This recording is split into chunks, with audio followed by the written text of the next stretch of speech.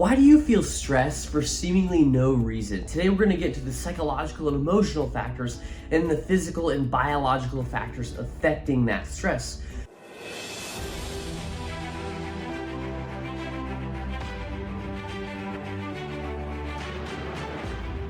The first piece though, before we get into that, we have to understand the subconscious stress triggers. At least if I look at my experience, I feel like I had this pressure to succeed, this pressure with the timeline that I should have this certain amount of money within a year, I should have this certain amount of clients within a year. And I was always on this mental treadmill where I was always working or doing something, whether I was with family, I'd go right back to working, and then I would go to sleep, wake up, start working, and then I'd go to the gym, and then back to working. And so I was always on that mental treadmill. And when my mind wasn't running, I got really stressed out. I'm like, why am I stressed out? Why do I feel this burdening amount of stress when I'm not doing anything? I'm relaxing right now. It's because I was always on that treadmill. I was always going, and that was a subconscious trigger for myself to put my pressure on myself to keep going and try to continue to work or continue to do something. And so what I had to do is pull back. I had to make sure to take time where I wasn't on that treadmill and I wasn't doing something. And what I was doing is I was just pushing all these stressful feelings under the rug. I was just working. That was my experience. Those were my subconscious stress factors and triggers.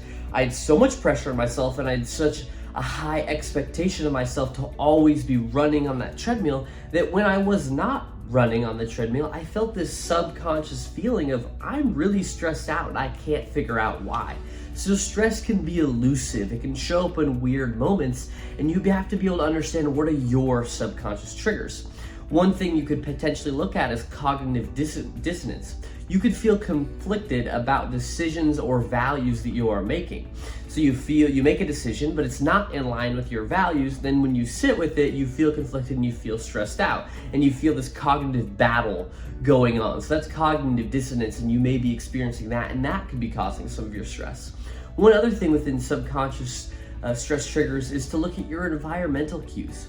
It's really easy if you're in a messy environment, an unorganized environment, an environment with a lot of noise or light.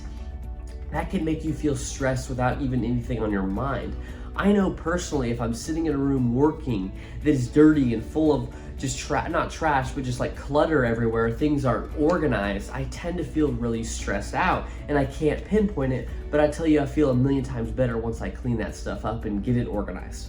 So you have to understand your subconscious triggers, environmental cues, cognitive dissonance, and then for me was pressure, always on that treadmill, never letting myself relax, or realistically never having my yes or no time of yes I'm working, no I'm not. So looking at those stress triggers can really enlighten you into why potentially you may feel stressed. The second piece is actually look at psychological and emotional factors affecting your stress.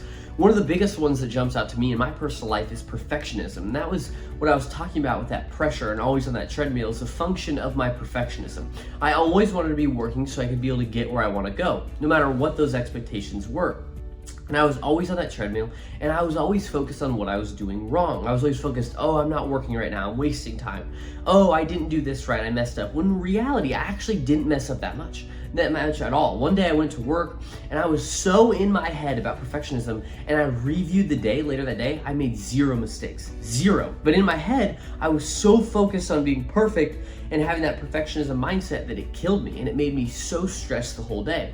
Sometimes you have to take a step back. If you notice that you suffer from perfectionism, to actually look at it and be like, okay, in reality, what mistakes am I actually making?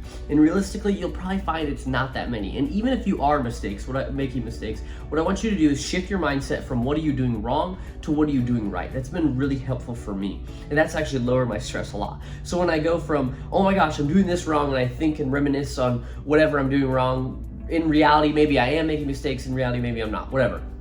When I shifted to what I'm doing right and giving detail to what I'm doing right, that has really helped my stress. And it's helped me get off that treadmill and be able to be like, you know what, I'm just relaxing right now so I could come back stronger and in better work and do better quality of work. So looking at your perfectionism may be causing a source of your stress. One other thing within psychological and emotional factors that could be causing a big part of your stress is suppressed emotions.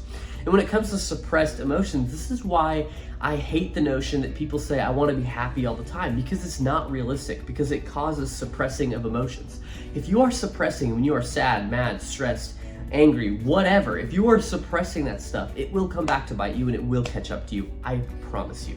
Because that's what I was doing. I was suppressing my stress. I was just putting it under the rug. I wasn't facing it and understanding why am I actually stressed out. And it came back to bite me with some pretty good burnout about 2 weeks ago. So you have to feel the emotions you are feeling. And that's what I would encourage you to do, is if you notice that you are suppressing your emotions, they're coming back to make you stressed out. Whenever you feel sad next, just sit with it. Don't try to push the sadness away.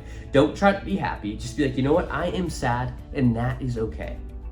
And an easy way to do this, if you're one of those people that does focus on being happy, try to be happy all the time, shift from how can I be happy all the time to how can I make the most out of my life? Because making the most out of your life will mean feeling sad, feeling mad, but doing things and working through those emotions anyway. Whereas being happy is maximizing around this hedonistic area where you're just trying to live a life of pleasure, at least in my opinion. Now, again, and I made another video about state versus trait happiness, and I'm talking about state happiness, that short-term joy when someone gives you good news, and people try to retain that state happiness throughout their whole life, and it just doesn't work like that. You have to be able to feel your emotions or they will come back to bite you. And if you are feeling these two things, suppressed emotions and perfectionism, if you are feeling one of those two things, one of the things you can do that really helps is therapy or coaching. Now again, I'm just giving you my advice. I'm not trying to give you any professional advice because I am not trained as a therapist. But what I would say is that a therapist or a coach can be really helpful for you to be talking about these things and getting these things out there so you can feel a lot better about them and you can get rid of some of that stress.